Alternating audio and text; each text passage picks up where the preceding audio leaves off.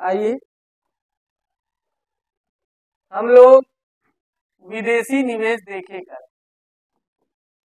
Foreign investment, यानी वह निवेश जो विदेश दूसरे देश द्वारा किसी देश में किया जाता है उसे विदेशी निवेश कहते हैं। जैसे हमें, भारत हमारा देश है, तो हमें अगर सिंगापुर से कोई वहां का कोई भी व्यक्ति यहाँ पे पैसा लगाए, निवेश करे, तो उसे कहेंगे विदेशी निवेश, क्योंकि विदेश से प्राप्त हुआ है ना। जापान का कोई व्यक्ति या वहां की कोई संस्था हमारे यहाँ पैसा लगाए, इन्वेस्टमेंट करे, तो उसे कहेंगे विदेशी निवेश। लेकिन ये निवेश कई तरीके का होता है, उसका जो पैसा लगाने का तरीका है वो कई तरीके का हो सकता है। यानी निवेश, विदेशी निवेश भी कई तरीके का है। तो इसको मोटा मोटा दो भागों में बांट देते हैं। एक कल हम लोग देखे थे एफडीआई, यानी फॉरेन डायरेक्ट इन्वेस्टमेंट, प्रत्यक्ष विदेशी निवेश, और दूसरा देखे थे पोर्टफोलियो निवेश। क्या देखे थे? पोर्टफोलियो निवेश। देखिए एफडीआई यानी प्रत्यक्ष विदेशी निवेश जिसे कहते हैं। प्रत्यक्ष विदेशी निवेश कहाँ किसे जाता है? अगर देखिए, तो ध्यान रखिए, विदेशी निवेश जहां भी आएगा वहां के लोग या वहां दूसरे देश के लोग या दूसरे देश की संस्था भारत में पैसा लगाएगी। अमेरिका में अगर मान लीजिए, वहां के लिए हम लोग पढ़ेंगे, अमेरिका के मान लीजिए निवासी है, तो अमेरिका में जो जिस देश से पैसा है ना, ठीक, हम लोग भारत में है तो भारत का देखेंगे। अगर किसी हमारे देश में विदेशी ने अस्थाई संपत्ति में पैसा लगाया, किसमें लगाया है? अस्थाई संपत्ति में, तब तो इसे कहेंगे प्रत्यक्ष विदेशी निवेश, परमानेंट नॉन मूवेबल प्रॉपर्टी में पैसा लगाया। लेकिन अस्थाई संपत्ति कैसे? हम बताएं कि अगर जमीन खरीद ले, अस्थाई संपत्ति में पैसा लगे, या यहाँ पे जमीन खरीद के मकान बिल्डिंग बना ले, या बिल्डिंग ही खरीद ले, जमीन और बिल्डिंग दोनों खरीद ले, या मशीनरी खरीद ले, या मशीनरी में पैसा लगा दे कि हाँ ये मशीनरी हम दे रहे हैं, ये मशीन हमारा है, आप जमीन में पैसा दीजिए, हम मशीन में दे रहे हैं, हम मशीन लगा रहे हैं। ये भी तो हो सकता है कि चलिए टाटा की कंपनी है, टाटा ने जमीन खरीद लिया है, बिल्डिंग बना दिया, लेकिन मशीन जापान का किसी व्यक्ति ने लगा दिया, तो क्या हुआ? प्रत्यक्ष विदेशी निवेश हुआ, क्योंकि मशीन में पैसा वो लगाया, क्योंकि मशीन की जिम्मेदारी उसकी है, प्रत्यक्ष विदेशी निवेश। ठीक। और पोर्टफोलियो निवेश क्या है? अगर अस्थाई संपत्ति में पैसा नहीं लगा रहा है दूसरे देश का कोई व्यक्ति या संस्था, वो डायरेक्ट पैसा दे रहा है कि पैसा ले लो हम दे दे रहे हैं, पैसा लगा देंगे। लेकिन पैसा लगाने का तरीका है, कैसे लगाएंगे? जैसे टाटा ने शेयर जारी किया है, आप शेयर खरीद लो, जापान का कोई व्यक्ति शेयर खरीद लिया, इसका मतलब वो शेयर ले लिया, पैसा दे दिया, तो इस कंपनी को पैसा मिल गया। तो शेयर खरीद के अगर कोई निवेश करता है तो उसे कहते हैं पोर्टफोलियो निवेश, यानी सिर्फ पैसा लगा रहे हैं, लेकिन संपत्ति, अस्थाई संपत्ति में पैसा नहीं लगा रहे हैं। अस्थाई में लगाएंगे, अस्थाई का समझिए सीधे सीधे कि जब जमीन, बिल्डिंग या मकान या मशीनरी, इन तीन चीजों में लगाएंगे तभी अस्थाई होगा, नहीं तो नहीं, है ना। इस तीन के अलावा अगर किसी तरीके से पैसा दे रहे हैं तो पोर्टफोलियो निवेश। अब दूसरा समझिए, अस्थाई निवेश की विशेषता होती है, ध्यान समझिएगा, इसमें अगर आपने पैसा लगाया है, भले आप 1% लगाए, मतलब 90 पर जमीन खरीदे हम, पूरा पड़ा 90 करोड़ का, मशीन लगाए, बिल्डिंग बनाए, को मिला जुला के 100 करोड़ रुपया लगा, मशीन सब ले देके फैक्ट्री चलने लगी। लेकिन आपने इसमें 100 करोड़ में 1 ही करोड़ लगाया है। क्या लगाया है? इसमें जमीन खरीदा गया था, उस समय पैसा दिए थे आप, जमीन खरीदने, जमीन में पैसा लगाया, 1 ही करोड़ लगाए थे। लेकिन प्रत्यक्ष विदेशी निवेश माना जाएगा कि नहीं?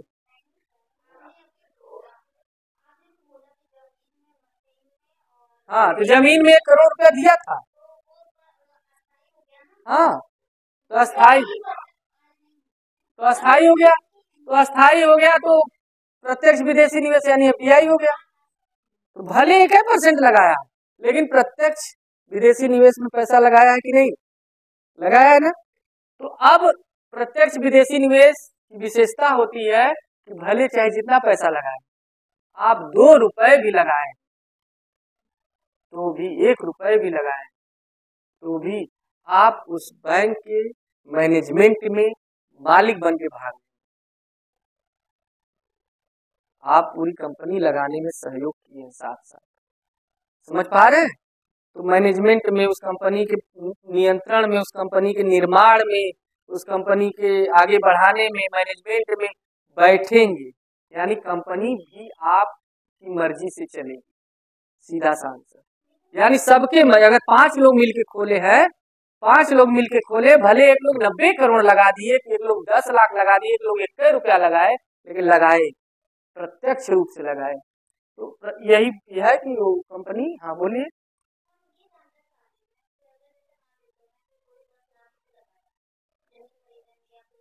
हाँ बोलिए जल्दी जल्दी।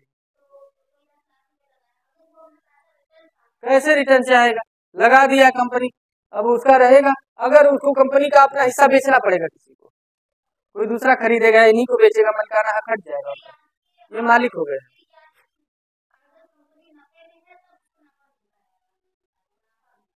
हाँ वो तो उसी की कंपनी, वो सब मिलके अपना बांटेंगे, अपना रखेंगे, वो तो उससे नहीं मतलब, वो अलग चीज है। यहाँ देखिए अस्थाई संपत्ति निवेश, अस्थाई संपत्ति में अगर निवेश किए तो एफडीआई हो गया, और जब एफडीआई हो गया तो इसका मतलब सीधा सा आंसर है कि आप इसके प्रबंधन में भागीदार हो गए, प्रबंधन में भागीदार हो गए, आप भागीदार में भाग लेंगे, लेकिन ये नहीं भाग लेंगे। लेकिन बताए थे कल का, याद करिए, जब 10% या उससे ज्यादा पैसा लगा देंगे तब उसे एफडीआई माना जाता है, और आप तब अब बैठक में भाग, और आप इसके प्रबंधन में भाग लेंगे। लेकिन ये कम में लगाया है तब वो ले रहा है, इसके लिए 10% भूल के मत ही करिएगा, उसके लिए है। ये तो एक, हम कह रहे 20 लोग मिलके हम कंपनी खोले हैं, 20 बैठक में भाग लेंगे ना, भागीदारी सबकी है ना, ये अकेले तुम निर्णय ले लो। हाँ ठीक है। अब जो एफडीआई है, इसकी समझिए 2 प्रकार का होता है, कितने, 2 प्रकार का, यही बताना था, वो तो कल हम बता दिए थे। एफडीआई 2 प्रकार का है, एक है brown field, brown field FDI या ब्राउन फील्ड निवेश, इन्वेस्टमेंट, और एक है green field, Hindi English same है, ग्रीन फील्ड निवेश या इन्वेस्टमेंट, ग्रीन फील्ड इन्वेस्टमेंट या ब्राउन फील्ड। ब्राउन,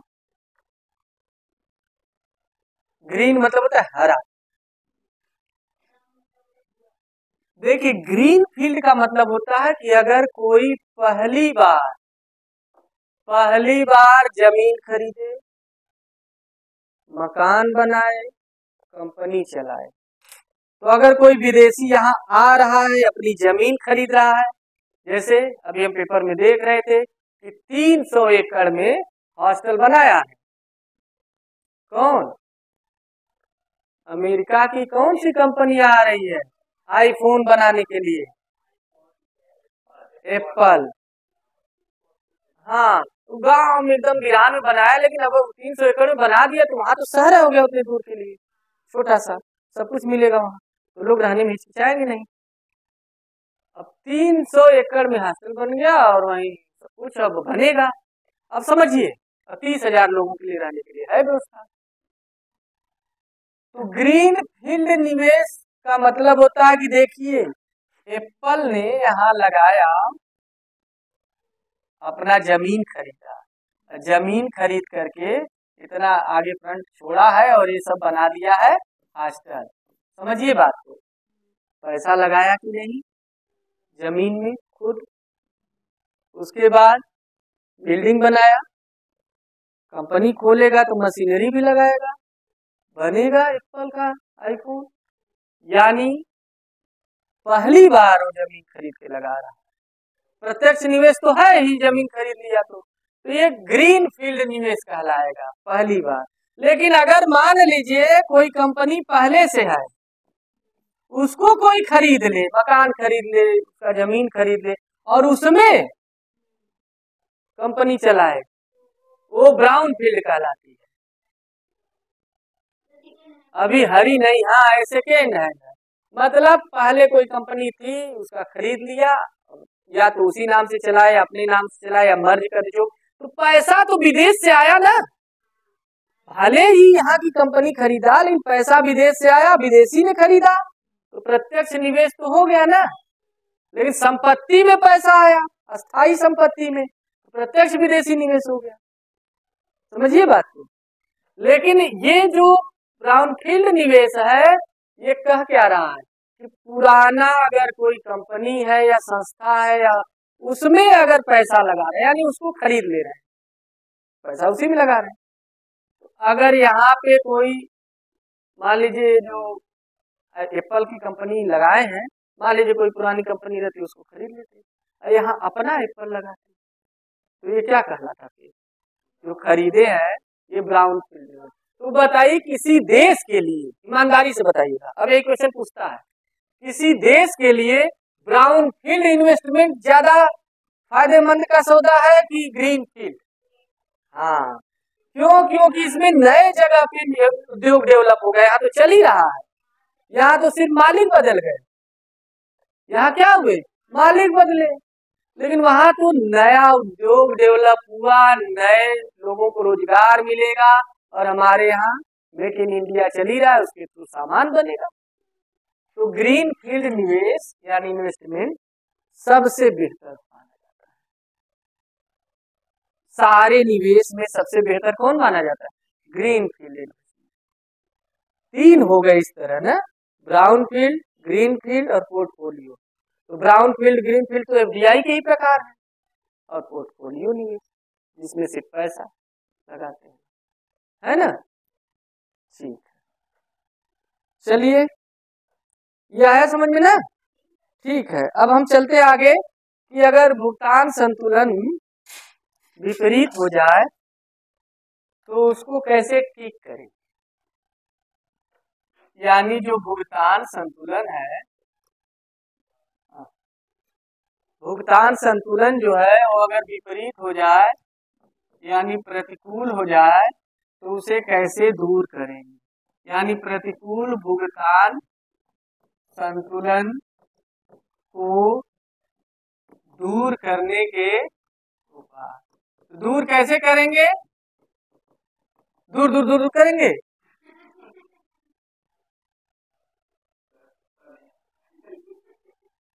तो दूर हो जाएगा, या फिर कहीं पंडित जी के यहाँ जाएंगे, उसे झरवाएंगे, भुगतान संतुलन का एक फॉर्मेट बनाएंगे और पंडित जी झरवाएंगे, या यहाँ पे घाट पे ले जाएंगे यहाँ विद्वान पंडित से, तो उसको दिखवाएंगे कि साहब क्या गड़बड़ी है इसमें, देखिए प्रतिकूल हो गया, तो बताएंगे कुंडली गड़बड़ है, तो शनिवार को दिया दिखाइए। हाँ, तो प्रतिकूल भुगतान संतुलन को दूर करने के कई उपाय हैं। एक तो बड़ा अच्छा उपाय है और इजी उपाय है कि भाई हम उधार ले करके जितना घाटा है पूरा करने। प्रतिकूल का मतलब समझे है? हम बेचे कम, निर्यात कम किए, खरीदे ज्यादा, तो पैसा कहाँ से देंगे? वो तो उल्टा हो गया ना, ले तो लिए पैसा देना होगा ना, तो प्रतिकूल हो गया ना। तो जब प्रतिकूल हो गया इसका मतलब अब हमें इसको दूर करने का एक ही तरीका है, सबसे आसान तरीका, कि हम फट से उधार लेकर के इसको पूरा कर दें। पहला काम यही है कि विदेशों से ऋण लेकर भुगतान जो ये घाटा हुआ है उसको पूरा करें विदेशों से। बहुत कर्जा लिया है, भारत का सब ही देते हैं। नहीं, कर्जा ले ले, खूब ले ले, जब कभी बैठक हो ना तो ऐसे कहे, देखा जो उनको भयल खत्म करा, वो न मनाई, अब फिर से लेन देन अब न मनाई, बेईमानी होगा, अब फिर से सब नया नया ऋण ले, फिर सब जो बकाया बकाया सब खत्म, अब फिर से न मनाई, बेईमानी होगा। या मान लीजिए ये अपना खाता नया दिखाए, वो अपना झगड़ा कर ले। हम लोगों के यहाँ क्या होता है कि चलिए इतना कर्जा लिए, IMF वाला दिखा रहा है इतने लिए हैं, जब लोग विश्व बैंक दिखा रहा है इतना लिए हैं, अमेरिका दिखा इतना लिए हैं, जापान दिखा रहा है, अपना खाता लेके जाए। हमारे खाता में 1.5 करोड़ दिखा हुआ था, अब झगड़ा होगा, छोड़ा एक लटवा एक बवाल खत्म करा फिर से, है ना। तो देखिए विदेशों से ऋण लेकर, हमारे यहाँ जानते हैं गेम होता था, जैसे कोई खेलता था तो एक बार खेलता था हार जाता था, नहीं बेमानी खेलना बने दोबारा खेलता था ना, फिर हार जाता, तो कह नहीं नहीं नहीं तेलिया 3 दान, जब तक तेलिया का 3 दान नहीं होता तो गेम नहीं खत्म होता था, 3 बार चलाते थे। तो आइए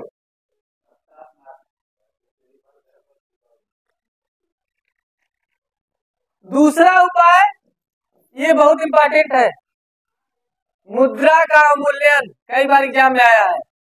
प्रतिकूल व्यापार भुगतान संतुलन को सही करने के लिए मुद्रा का अधिमूल्यन करना होगा या मुद्रा का अवमूल्यन, डिवैल्यूएशन ऑफ मनी। एक बताए थे आपको, अधिमूल्यन याद आ रहा है? कोई बात नहीं, ये अमूल्यन सीख जाएंगे ना।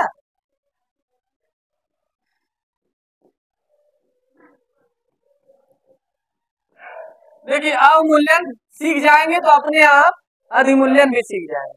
अवमूल्यन क्या है? मुद्रा का मूल्य घटा देना, मुद्रा का मूल्य घटा देना, घटा देना ही अवमूल्यन है। किसका? लिख दे रहे हैं, मुद्रा का मूल्य घटा देना। अब देखिए क्या मुद्रा भी वस्तु है? आइए हम समझाते हैं। अगर प्याज का दाम घटा देंगे, ईमानदारी से बताइएगा, अगर प्याज 1 रुपए में 1 किलो मिल रही है, सन 1940 की बात बता रहे हैं, 1 रुपए में 1 किलो प्याज मिल रही है, नहीं ज्यादा पीछे चलेगा, 1980 की बात बता रहे हैं, 1 रुपए में 1 किलो प्याज मिल रही है, अगर वो दाम घटा दिया तो अब 1 रुपए में 1.5 किलो मिलेगी कि नहीं, 2 किलो मिलेगी कि नहीं, ज्यादा मिलेगी, मिलेगी ना, तो दाम घटा है ना प्याज का। ठीक, चलिए इतना समझ में आ रहा है, तब आगे पकड़ लेंगे। अब यहाँ पे एक चीज हम आपको सिखाए थे, अभी हम इसको पढ़ाएंगे, पहले ये समझिए, मुद्रा का 2 मूल्य होता है। कितना? मुद्रा का जो मूल्य होता है, मुद्रा की भी कीमत होती है रुपए की, हर देश की मुद्रा अलग है, हमारी रुपया है, अमेरिका की डॉलर है, तो किसकी कीमत महंगी है, मतलब किसकी कीमत ज्यादा है, रुपया की डॉलर की? हम कहे हाँ, मान लीजिए शंकर जी की फोटो लगा दिए था, शंकर जी तो एकदम ताकतवर है, एकदम ब्रह्मांड।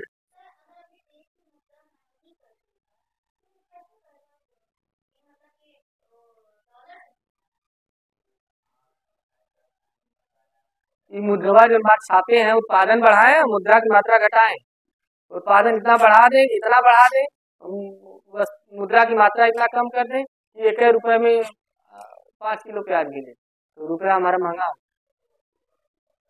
हाँ, वस्तु का दाम घट रहा है, मुद्रा का दाम बढ़ रहा है, तभी हो पाएगा। अमेरिका ने उतना नहीं छापा, उत्पादन भी बढ़ाया और मुद्रा कम छापा, इसलिए ऐसा है।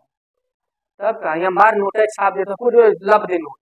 आइए देखिए, मुद्रा का मूल्य, बात नहीं, मुद्रा का 2 मूल्य होता है, ध्यान सुनिएगा, पढ़ाए थे वहां, जो लोग नहीं पढ़े हैं यहाँ भी पढ़ लेंगे तो काम हो जाएगा। एक आंतरिक मूल्य होता है और एक बाह्य मूल्य। देखिए एकदम पढ़ के, जिसको नहीं समझ में आएगा उसे पूछ लेगा। आंतरिक मूल्य क्या होता है? ये देश के अंदर रुपए की मूल्य की बात करता है, एक देश के अंदर, और एक देश के बाहर भी इसका मूल्य होता है मुद्रा का। देश के अंदर का मतलब, जैसे समझिए 40 रुपए में 1 किलो चीनी मिल रही है, तो ये रुपए की कीमत क्या है? 1 किलो चीनी के बराबर है 40 रुपए। 40 रुपए कितने के बराबर है? 1 किलो चीनी के बराबर। या अमेरिका में अगर $1 में 2 किलो चीनी मिल रही है, तो $1 की कीमत क्या है? 2 किलो चीनी के बराबर। उनके देश में आंतरिक मूल्य है उनका, और यहाँ पे हम लोगों का आंतरिक मूल्य है। समझ में आ रहा है ना? 40 रुपए में 1 किलो चीनी, या फिर अगर 20 रुपए में 1 किलो प्याज मिल रहा है तो हमारे रुपए की कीमत क्या है? 1 किलो प्याज के बराबर 20 रुपए की कीमत है। यानी 20 रुपए की कीमत किसके बराबर है? इसी के बराबर, यही रुपया। बाह्य मूल्य क्या होता है? हाँ, यानी एक मुद्रा का दूसरे देश की मुद्रा की तुलना में भी उसका मूल्य होता है। यानी किसी देश की मुद्रा का मूल्य विनिमय दर के आधार पे देखा जाता है कि उसका बाह्य मूल्य क्या है। जैसे देखिए, एक देश की मुद्रा का दूसरे देश की मुद्रा की तुलना में भी जो मूल्य देखा जाता है, जो तुलना किया जाता है, उसे बाह्य मूल्य कहते हैं। यानी भारत की मुद्रा अमेरिका की मुद्रा की तुलना में इसकी क्या कीमत है, ये इसका बाह्य मूल्य है। यानी किसी देश की मुद्रा दूसरे देश की मुद्रा के तुलना में क्या कीमत है उसकी, उसे क्या कहेंगे? बाह्य मूल्य। इसका बाह्य मूल्य होता है, यहाँ पे ध्यान समझिएगा। जैसे देखिए, अभी अभी हम बताएं कि एक समय था 60 रुपए में, जब हम इन लोगों को पढ़ा रहे थे तो 60 रुपए में $1 मिलता था। तो हमारे 60 रुपए का मूल्य क्या था? $1 के बराबर। ये बाह्य मूल्य था, डॉलर की तुलना में रुपए का कीमत, रुपए का मूल्य।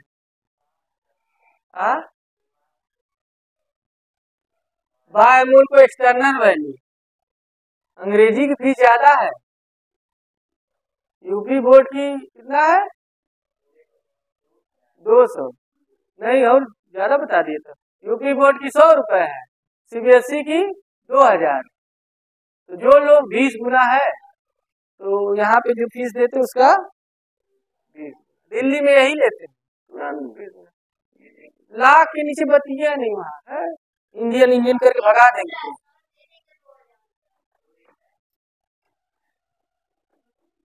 और बैठने भी नहीं देंगे। नहीं बैठाएंगे, ऐसी बात नहीं। वो बैठने का मतलब ही थोड़ी कि हम पहले पढ़ लेते ही कौन भागल जाते ही घर फिर में दे दे, नहीं बैठने देंगे। पहले पैसा दो फिर बैठो। आइए चलिए, 60 रुपए $1 का दाम है, ध्यान समझिएगा। आज 80 रुपए में $1 मिल रहा है। कितना? आप बताइए ईमानदारी से, हमारे रुपए की कीमत ज्यादा है कि डॉलर की? देखिए, एक तरफ सोचिए, ऐसे समझिए, ये रुपया जो है वस्तु है। क्या है? ये भारत की रुपया वस्तु है। पहले $1 लेके जाते थे तो कितना वस्तु मिलता था? 60 सिक्का मिलता था, एक रुपए का 60। अब $1 वो लोग लेके आते हैं तो कितना मिलता है? 80। यानी हमारी वस्तु क्या हो गई? सस्ती। ज्यादा मिल रहा है ना? ज्यादा मिलने का मतलब क्या हुआ? सस्ती हो गई इधर वाला सामान। तो वास्तव में हमारी मुद्रा का मूल्य घटता जा रहा है। अच्छा, आज ये रेट है, ध्यान समझिएगा, आज ये रेट है, यही इसका बाह्य मूल्य है। अब ध्यान से समझिएगा, बाह्य मूल्य समझ में आया ना? 80 रुपए में $1 या 10 रुपए में 1 युआन, ये इसका क्या है? बाह्य मूल्य। अब यदि पीछे आइए, मुद्रा का अवमूल्यन क्या कहते हैं? मुद्रा का मूल्य घटा देना। लेकिन कौन सा मूल्य? कौन सा मूल्य? यहाँ पे वाह है। जब मुद्रा का बाह्य मूल्य घटा दिया जाता है तो इसे कहा जाता है मुद्रा का अवमूल्यन। बाह्य मूल्य मतलब दूसरे देश की मुद्रा की तुलना में हमारी मुद्रा क्या हो गई? सस्ती हो गई। अब आइए इसके पीछे थियरी समझिए, यही पे कहानी है क्यों अवमूल्यन करते हैं। यानी फिर समझिए, प्रतिकूल भुगतान संतुलन को दूर करने के लिए हमें दूर करना है। विदेश से ऋण ले लेंगे तो भी काम हो जाएगा, लेकिन सही तरीका नहीं है। मुद्रा का अवमूल्यन किया जाता है। अवमूल्यन करने से हमारे देश में जो सामान है हमारे लिए वो नहीं सस्ती होगी, दूसरे के लिए होगी। कैसे? देखिए, क्योंकि अंदर की मुद्रा का मूल्य नहीं घटा है। आज भी 40 रुपए में 1 किलो चीनी ही मिलेगा, लेकिन अवमूल्यन जब हो जाएगा मुद्रा का मांग, यानी अवमूल्यन का मतलब है सीधे सीधे एक लाइन में समझिए, मुद्रा का बाह्य मूल्य घटा देना। अब यहाँ समझिए, मुद्रा का बाह्य मूल्य घट रहा है,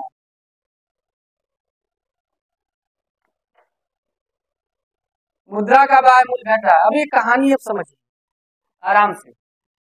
80 रुपए में $1 था। तब स्थिति क्या थी, ध्यान समझिए। जब 80 रुपए में $1 था तो अमेरिका वाले $1 लेके आते थे, इसको रुपए में कन्वर्ट करते थे तो 80 रुपए मिलता था। और इस 80 रुपए में 40 रुपए किलो चीनी थी ना। 40 रुपए प्रति किलो क्या था, चीनी थी। तो 80 रुपए में कितना चीनी लेके जाते थे, 2 किलो चीनी लेके जाते थे कि नहीं। यहाँ से चीनी लेके जाते थे, क्योंकि हम आपको बता रहे थे कि कोई भी देश सामान हमारे यहाँ लेगा, पंचम साव के यहाँ खरीदेगा, तो पंचम साव न डॉलर पहचानेंगे न कुछ युआन पहचानेंगे, वो सीधे कहेंगे रुपया लेके आओ। हम रुपये लेंगे या रुपये में देंगे, हम और पता नहीं असली है नकली, ये सब हमें नहीं पता। क्या विनिमय दर है हमें क्या पता। तुम कह रहे हो $1 ले लो 80 रुपए के बराबर है, हमें क्या पता 20 रुपए के बराबर। तुम तो उल्टे चूना लगा के चले जाओगे, तो तुम रुपया लेके आओ। तो रुपया में कोई भी देश देगा, हमारे यहाँ दूसरी जगह जाएंगे तो वो अपनी मुद्रा में देगा, डॉलर में देगा, युआन में देगा, येन में देगा, लेकिन हम रुपया में देंगे। तो देखिए अमेरिका का व्यक्ति आया, $1 लेकर के चलते भारत में चीनी खरीदते हैं, तो $1 को रुपए में बदला, रुपया 80, $1 दिया, 80 रुपए मिला, और तुरंत तनाक से पंचम साहब के यहाँ 2 किलो चीनी खरीद लिया। 40 रुपए का रेट था, ठीक समझिएगा। लेकिन अब हमारे रुपए का मूल्य घटा दिया जा रहा है, मुद्रा का मूल्य नहीं ना है, रुपए का मूल्य घटेगा। मतलब अब ध्यान से समझिएगा, अब इतना सस्ता हो गया कि ठीक है अमेरिका जी $1 दीजिए, हम आपको 100 रुपए देंगे। सस्ता हो गया रुपया। नहीं घबरा कर रहे हैं, 1.5-2 साल और बीतने दीजिए, पहुंच जाएगा, सस्ता हो ही जाएगा, 2-3 साल और चलने दीजिए। हम लोग शतक लगाने में टाइम नहीं लगता, लेकिन अभी हम कर देंगे तो फायदा है। क्या फायदा है समझिए, यानी $1 वो देगा, हमारे रुपया सस्ता हो गया ना, ये वस्तु है ना, तो इसका बाय मूल्य सस्ता हुआ है, ध्यान समझिएगा। यानी $1 वो देगा तो 100 रुपए उसे मिलेगा, कितना मिलेगा। अभी क्या करेगा, अब यही कहानी सुनिए।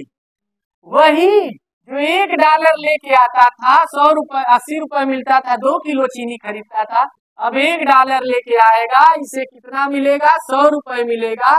40 रुपए किलो चीनी है, तो ये कितना खरीदेगा, 2.5 किलो चीनी खरीदेगा। तो ये खरीदेगा, उसको कहेगा भारत में तो सस्ता हो गया, ध्यान समझिएगा।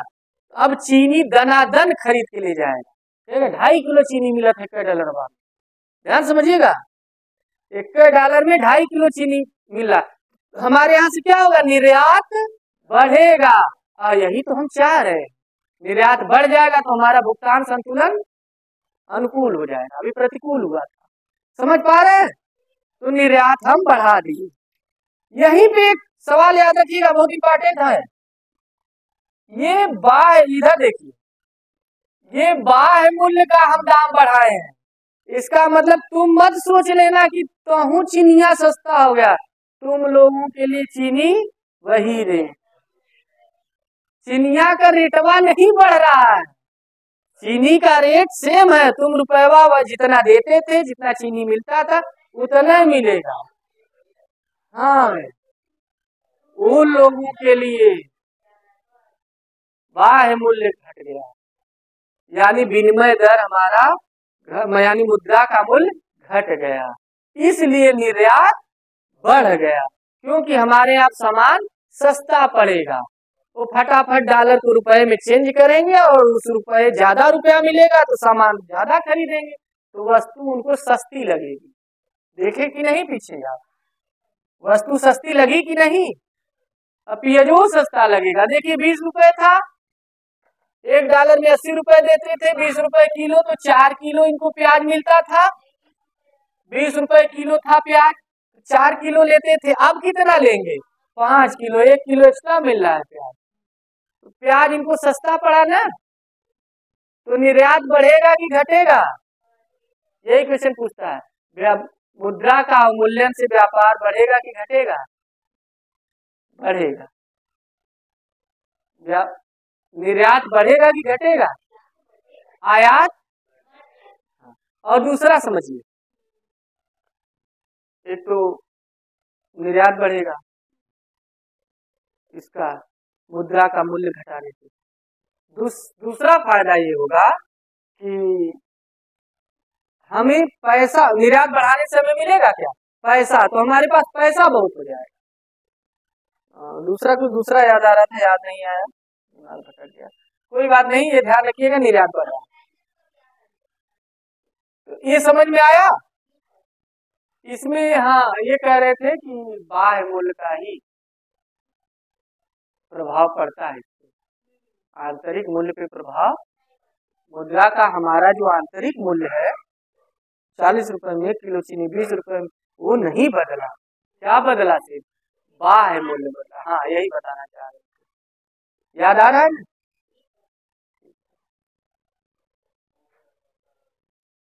अब तीसरा, इसको दूर करने के एक उपाय और है, उसको भी समझ लीजिए। उपाय तो बता दें।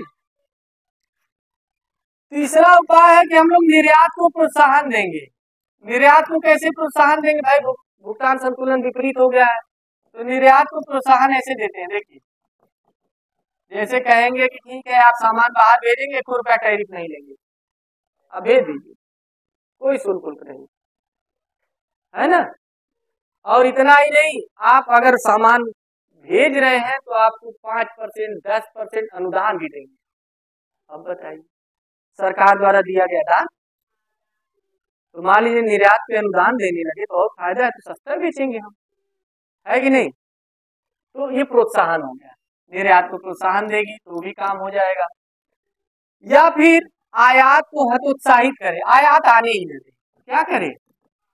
इंपोर्ट को हतोत्साहित करे। समझ में आ रहा है ना? मतलब हतोत्साहित मतलब मन गिरा दे, एकदम मन में गिर गया है। तो उत्साह जो है हत हो गया, उनका उत्साह मार दे। हत प्लस उत्साहित, उनका उत्साह मार दिया, मन गिर गया।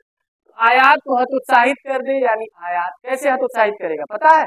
देखिए, अभी अभी कल बोला है, परसों बोला है ट्रम्प कि जो एप्पल, हाँ, क्या नाम है इनका, टीम करके कुछ नाम है इनका, टिम कुक, एप्पल कंपनी के जो संस्थापक हैं टिम कुक हैं, और ये भारत में लगा रहे हैं आईफोन की कंपनी।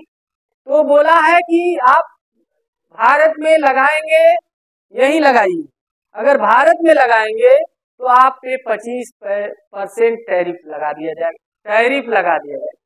टैरिफ क्या होता है पता है? टैरिफ पहले मोबाइल में लगता था। टैरिफ को हिंदी में प्रशुल्क कहते हैं।